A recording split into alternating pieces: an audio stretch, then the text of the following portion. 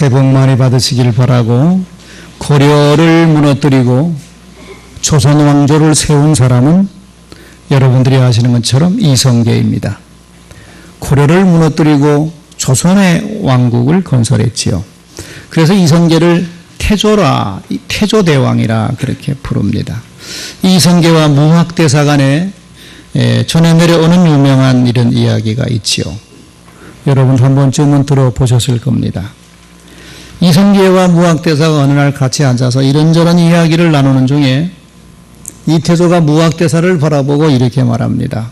대사 얼굴을 오늘 가만 자세히 보니까 돼지를 닮았네. 돼지상이네 그려. 이렇게 말을 했습니다. 물론 농담으로 한 얘기죠. 무학대사를 보고 이성계가 돼지 닮았다 그런 겁니다. 그 말을 들은 무학대사가 임금에게 이렇게 대답합니다. 임금님 얼굴을 보니까 임금님 얼굴은 꼭 부처님 얼굴 같습니다.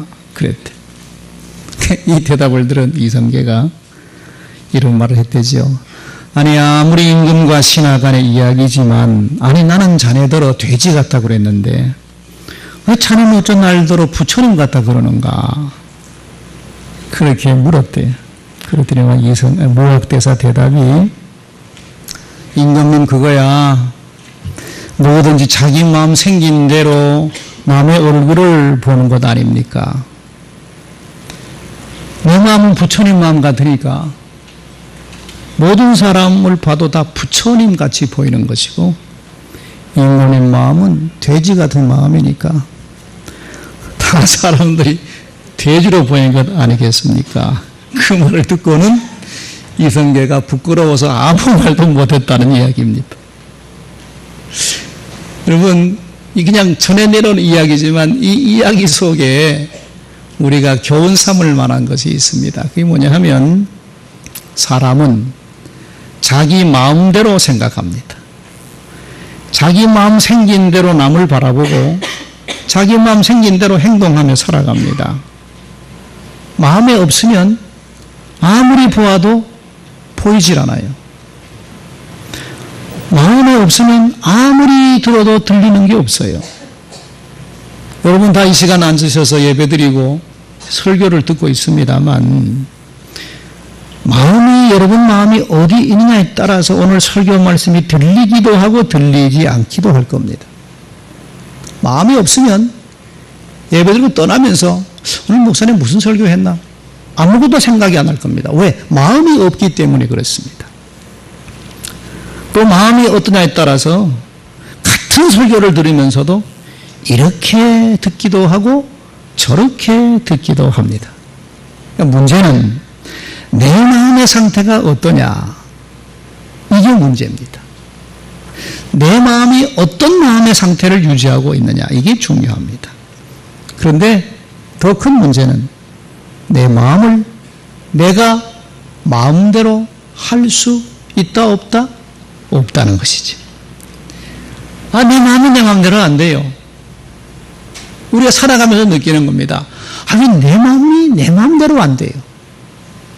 그래서 잠언서 16장 32절에 보면 이렇게 기록하고 있습니다. 자기 마음을 다스리는 자는 성을 빼앗는 용사보다 낫다. 무슨 말입니까? 자기 마음을 다스리는 사람은 성을 빼앗는 용사보다 훌륭하다는 얘기죠. 그만큼 자기 마음을 다스리기가 어렵다는 얘기입니다. 우리가 이 이야기를, 이 진리를 우리가 인정해야 돼요. 그래야 사람이 겸손한 사람이 될 수 있어요.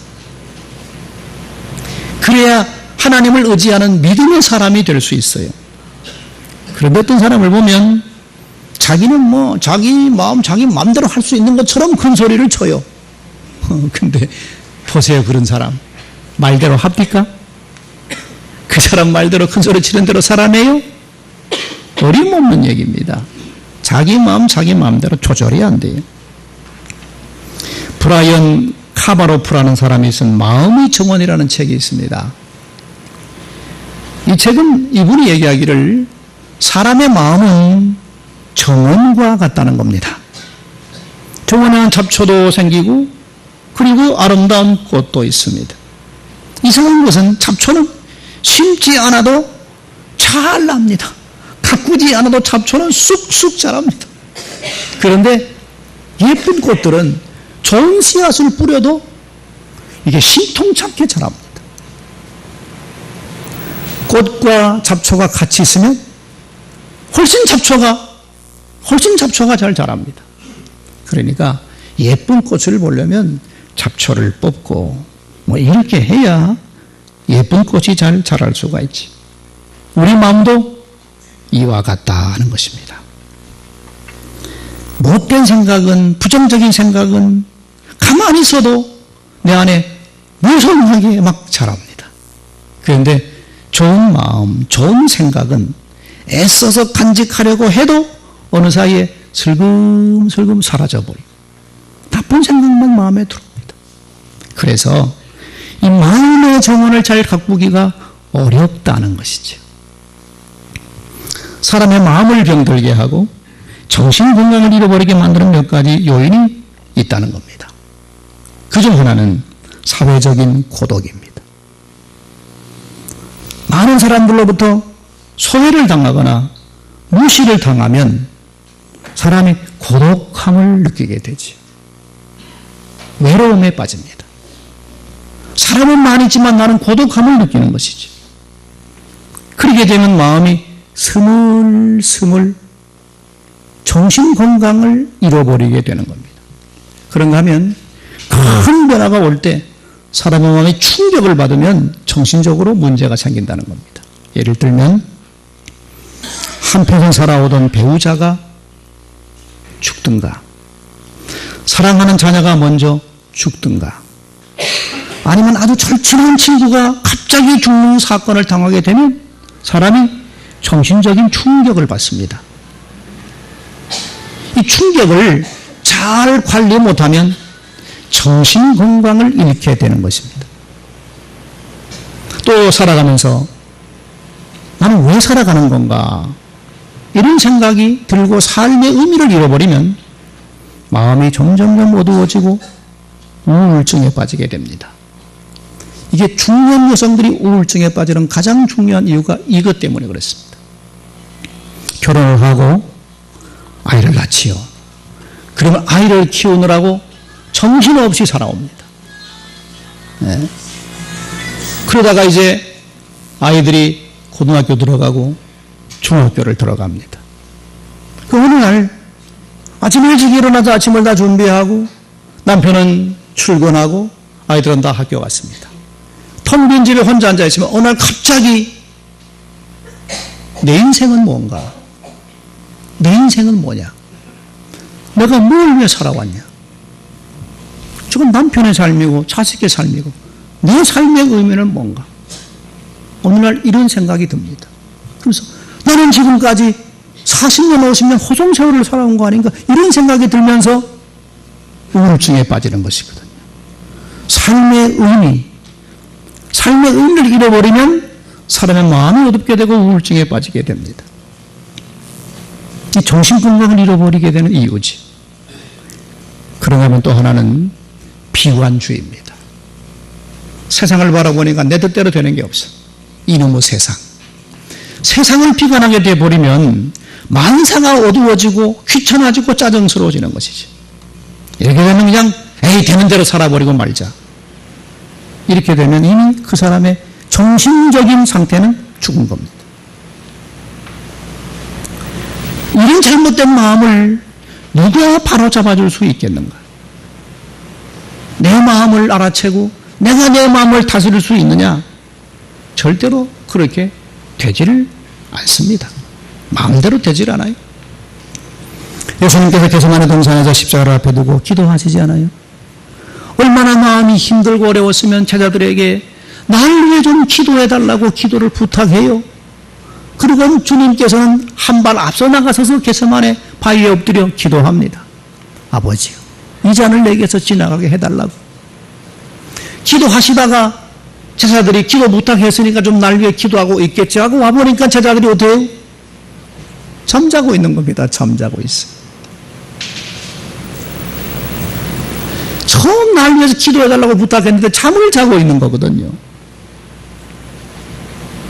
화가 나지 않겠습니까? 그런데 예수님께서 이렇게 말씀해요. 졸고 있는 제자들을 보시고 예수님 하신 말씀이 마음에는 원이로되 육신이 약하도다. 그렇게 말씀했습니다. 마음에는 원이로되 육신이 약하도다. 그래서 졸고 있는 것이구나. 무슨 말입니까? 마음에는 기도하고 싶은데 행동이 따라주질 않는 겁니다.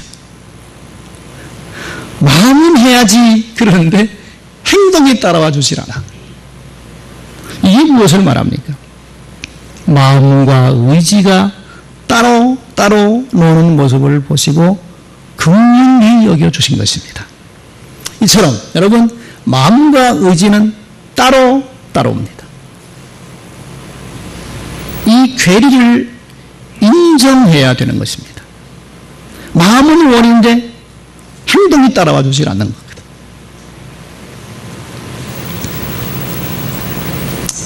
그렇잖아요. 생각해보면 감사한 일이 너무 많아. 송구영신 예배를 드리면서 하늘을 돌아보니까 감사한 일이 너무 많아. 감사하며 살아야지 이제 새해는. 그렇게 생각하고 출발했는데 조그마한 어려움만 오면 감사는 사라지고 어느새 내 마음에는 불평과 원망만 있어요. 우리가 그렇지 않습니까? 부지런하게 새해는 살아야지 생각은 하는데 생활은 여전히 게을러요. 봉사하고 섬기며 살아야지 이렇게 생각은 하는데 어느 사이에 나도 모르게 섬김을 받으려고 덤벼들고 있거든. 왜 이렇게 되는 겁니까? 내 마음을 내가 마음대로 못해서 그런 것입니다. 여러분, 내 마음, 이 속사람이 문제지요. 자, 그러면 이 속사람, 이 마음을 어떻게 해야 변화시킬 수 있느냐? 어떻게 해야 내 마음이 하나님 보시기에 바른 마음으로 살아갈 수가 있겠느냐? 이게 문제입니다. 자, 오늘 본문 말씀은 사도 바울이 에베소 교회 성도들을 위해서 기도하고 있는 기도 제목입니다. 그래서 14절 15절에 보면 이렇게 말합니다. 이름으로 내가 하늘과 땅에 있는 각 족속에게 이름을 주신 아버지 앞에 무릎을 꿇고 빈다. 그러면서 16절부터 쭉 이야기를 하고 19절 마지막에 너에게 충만하게 하시기를 구하노라.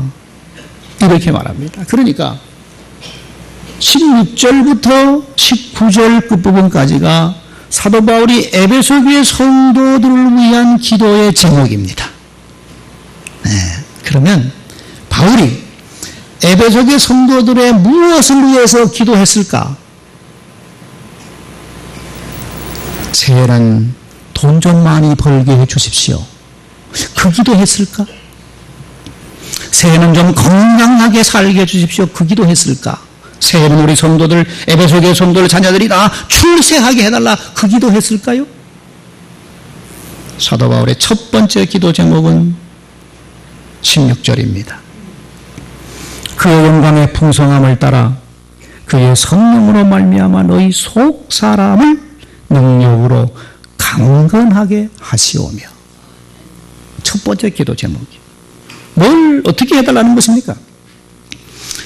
에베소 교회 성도들의 속 사람을 성령의 능력으로 강건하게 해달라고 하는 기도입니다.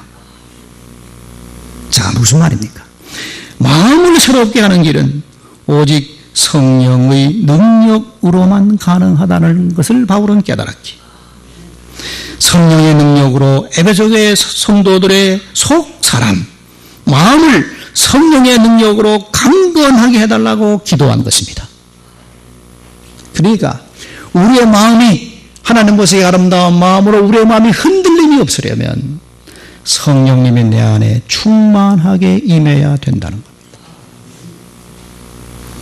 요한 타울러라는 사람이 쓴 완덕의 길이라는 책에 보면 우리의 내적 생명을 고갈시키는 요소가 무엇인지를 잘 설명해 주고 있습니다. 우리의 내적 생명을 고갈시키는 원인은 첫째, 세상적인 욕심과 욕망, 그리고 교만이라는 겁니다. 이런 마음이 있으면 내적인 생명이 고갈되어 간다는 것이죠. 그 다음에는 분노와 의심과 급함입니다. 조급함. 이런 것들이 내 내적인 생명을 고갈시킨다는 겁니다. 그러므로 세상적인 욕심과 욕망과 교만과 분노와 의심과 성급함을 내버려야 되는데 이걸 내놓아야 내 내적인 생명이 고갈되지 않고 풍성할 수 있는데 어떻게 이걸 내려놓을 수 있느냐 하는 것이지. 불교처럼 산속에 들어가서 돌을 닦으면 되는 건가? 출가해서 수련을 하고 돌을 닦으면 생불이 되는 건가? 어떻게 해야 이런 걸 버릴 수 있느냐? 길은 바울은 오늘 말하기를 성령의 능력으로 우리 마음이 속사람이 강건하게 되면 이런 것들을 다 내려놓을 수 있다는 것이죠. 스가랴서 4장 6절에 보면 이렇게 말합니다. 만군의 여호와께서 말씀하시되 이는 힘으로 되지 아니하며 능으로 되지 아니하고 오직 나의 신으로 되느니라 그랬습니다. 힘으로 안 됩니다. 내 마음대로 안 돼. 오직 성령의 능력이 내게 임할 때 내 마음속에 어둠이 몰라가고 내 마음의 밝은 빛으로 바뀌어질 수 있다는 것입니다. 이 진리를 깨달았던 사도 바울은 에베소 교회 교인들을 위해서 기도하면서 첫 번째 기도 제목이 저들의 속사람을 성령의 능력으로 강건하게 해달라고 기도했습니다. 그러므로 우리도 새해를 맞이해서 우리의 기도 제목도 첫째 기도 제목이 주님 내 마음을 성령의 능력으로 강건하게 해달라고 기도해야 됩니다. 그래야 1년을 우리가 승리하며 살아낼 수가 있는 것이죠. 두 번째 바울은 뭐라고 기도합니까? 17절입니다. 믿음으로 말미암아 그리스도께서 너희 마음에 계시게 하옵시고 예수님께서 너희 마음에 계시기를 기도하고 있습니다. 예수 믿으면서도 예수가 주인이 아닌 사람이 많다는 얘기죠. 여러분 오늘 우리도 그렇습니다. 교회 나와서 예배하는 사람들 중에서도 예수님이 내 마음의 주인이 아니고 세례를 받았음에도 불구하고 여전히 내가 내 삶의 주인이 되어 살아가는 사람들이 많이 있습니다. 이런 삶을 살아가기 때문에 내 마음이 내 마음대로 안 되는 것이고 버려야 될 것들을 버리지 못한 생각들이 우리 안에 많이 있는 것이고 우리 마음 안에 너무너무 잡초가 많이 있는 것입니다. 예수님이 내 삶의 주인이 되어야 됩니다. 예수를 믿는다는 것은 무엇입니까? 예수님을 내 마음의 주인으로 모시고 나는 그 주인을 섬기는 사람으로 살아가는 것이 예수 믿는 사람들이죠. 바울은 기도합니다. 믿음으로 말미암아 믿음으로 그리스도께서 저희 마음에 계시게 하옵시고 세 번째는 뭡니까? 예수 그리스도의 사랑을 알게 해달라고 기도합니다. 17절부터 하반절부터 19절까지 너희가 사람 가운데서 뿌리가 박히고 터가 굳어져서 네 모든 성도와 함께 지식에 넘치는 그리스도의 사랑을 알고 그 너비와 그 길이와 그 높이와 그 깊이가 어떠함을 깨달아 하나님 모든 충만한 것으로 너희에게 충만하게 하시기를 내가 기도한다.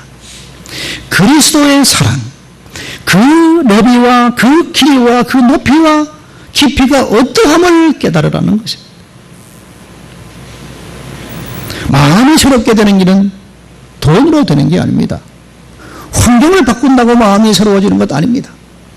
물론 이사를 가면 새집으로 이사를 가면 3개월은 마음이 새로워질 수 있겠지. 그러나 그 새로움은 영원한 새로움이 아닙니다. 마음이 새로워지려면 사랑을 깨달아야 돼요. 무슨 사랑입니까? 십자가 사랑입니다. 십자가에서 흘리신 예수님의 사랑을 깊이 깨달아야 내 마음이 새롭게 되는 겁니다. 그 사랑을 깨달아야 겸손해지고 그 사랑을 깨달아야 선한 마음을 가지고 그 사랑을 깨달아야 패배의식에서 벗어나서 자신감을 가지고 살아갈 수가 있는 것입니다. 여러분들은 어떻습니까? 다른 사람을 볼 때 다른 사람의 허물이 먼저 눈에 들어옵니까? 다른 사람들의 잘못한 것이 먼저 눈에 들어옵니까? 그렇다면 아직 여러분은 십자가 사랑을 깊이 깨닫지 못한 겁니다. 내 죄를 용서해 주시기 위해서 십자가에 피 흘려 죽으신 주님의 사랑, 그 사랑을 깊이 깨닫고 나면 사람이 두 가지로만 보입니다. 첫째는 아무리 보아도 허물이 먼저 보이는 게 아니라 그 사람의 좋은 점이 먼저 내 눈에 들어옵니다. 이게 십자가 사랑을 깊이 깨달은 사람이에요. 다른 사람을 보면 그 사람의 약점과 허물과 결점이 먼저 보이는 게 아니라 그 사람의 좋은 점이 먼저 눈에 들어와요. 그 다음 두 번째는 사람들의 잘못과 실수를 볼 때 불쌍한 마음이 들어요. 긍휼히 여기는 마음이 듭니다. 아, 내가 도와줘야 되겠다. 내가 저 사람 위해서 기도해 줘야 되겠다. 그런 마음이 들어요. 그런데 십자가 사랑을 깊이 깨닫지 못한 사람은 남의 실수를 보면 막 떠들어대. 제가 저랬대, 제가 저랬대. 십자가 사랑을 깊이 깨닫지 못한 사람이거든. 깊이 깨달으면 그 허물을 덮어주고 그 사람을 긍휼히 여겨주시, 그 사람에서 기도해주는 그런 마음이 듭니다. 이게 마음이 새롭게 된 결과지요. 십자가 사랑을 깊이 깨달아 그리스도의 사랑의 넓이와 길이와 높이와 깊이가 어떠함을 깨달아 하나님의 모든 충만하신 것으로 너에게 충만하게 해주시기를 내가 기도한다. 어떤 청년이 교통사고를 당했어요. 눈에 너무 많은 출혈을 해서 수술을 받지 않으면 안 됐습니다. 그래서 수술하는 의사가 이렇게 말해요. 눈에 너무 출혈이 많아서 수술을 하지 않으면 생명이 위태롭다. 수술해야 된다. 수술을 하면 돈을 다 잃을 거다. 물론 부모의 동의 사인을 받고 수술을 집도하기 전에 의사가 그런 말을 했습니다. 그 말을 들은 청년이 뭐 그냥 길길이 뛰면서 소리를 지르는 거야. 날 보고 맹인으로 살라는 거냐 지금. 둘은 다 안 보면 어떻게 세상을 살아가란 얘기냐. 내가 아직도 결혼도 해야 되는데 둘은 잃어버린 사람에게 누가 시집을 오느냐 말이야. 수술 받지 않겠다고 막 내버려두라고 막 죽도록 그냥 죽으라고 내버려두지 왜 수술하느냐고 막 난리를 치는 거야. 그 말은 의사가 그래요. 이 사람아, 목숨은 살려야지. 돈은 안 보이면 어떠냐. 생명을 살려야 되는 거 아니냐.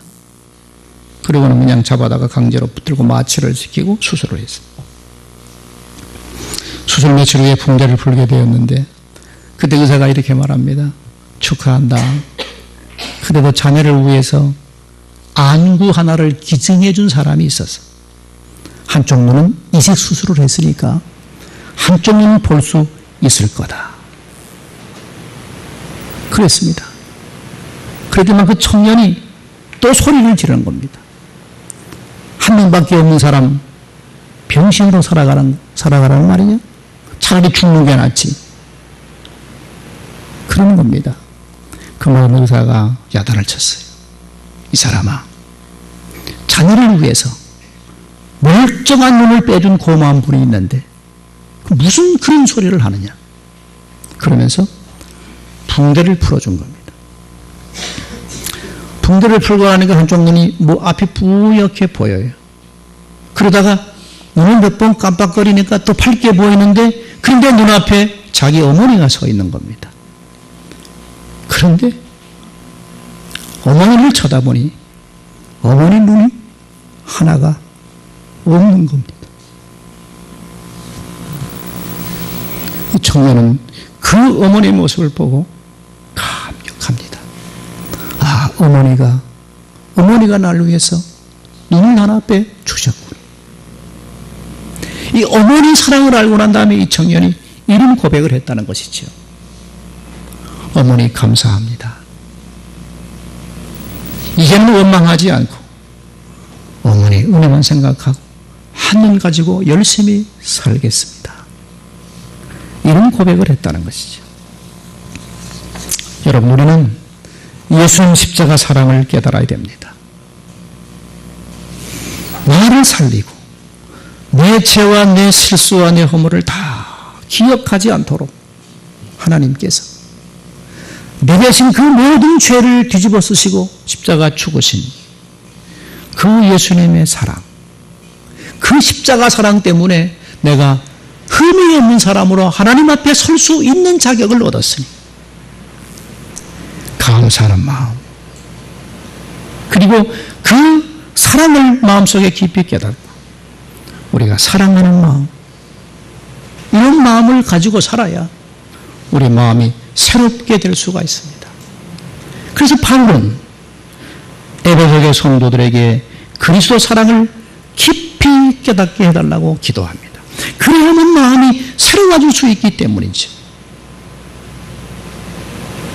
우리 마음이 이렇게 새로워지면 감사의 마음이 생기고 사랑하려는 마음이 생기고 모든 것을 아름답게 보는 눈이 생깁니다. 이런 아름다운 마음을 가지고 살아갈 때 하나님이 우리의 삶에도 함께 해주시고 복을 주시며 새로운 세계가 열려줄 수 있는 은총과 복을 나려 주실 줄 믿습니다.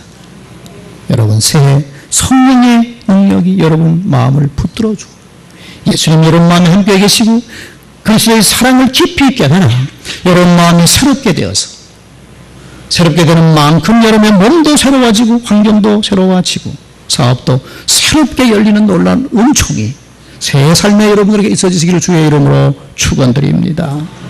기도하십시다. 새해를 출발하면서 우리 마음이 새로워지기를 원합니다. 시간의 축이 바뀌었다고 하면 우리의 마음도 새롭게 바꿔야 되지 않겠습니까? 어떻게 우리 마음이 새롭게 바뀝니까? 우리 힘으로는 불가능하오니 성령님 마음속에 임재하여 주시고 주님 마음속에 계시며 예수 그리스도의 사랑을 깊이 깨달아 우리 마음이 새로워짐으로 말미암아 아름다운 눈을 가지고 사랑의 마음을 가지고 하나님 기뻐하신 뜻을 헤아려 우리가 아름답게 살아가는 한 해가 되게 하여 주옵소서. 그리하면 어떤 세상의 어려움과 변화 속에도 우리의 살아가는 삶의 길이 평탄할 수 있도록 인도해 주실 줄 믿습니다. 이런 복을 받는 한 해가 되게 하여 주옵소서. 예수님 이름으로 기도드립니다. 아멘.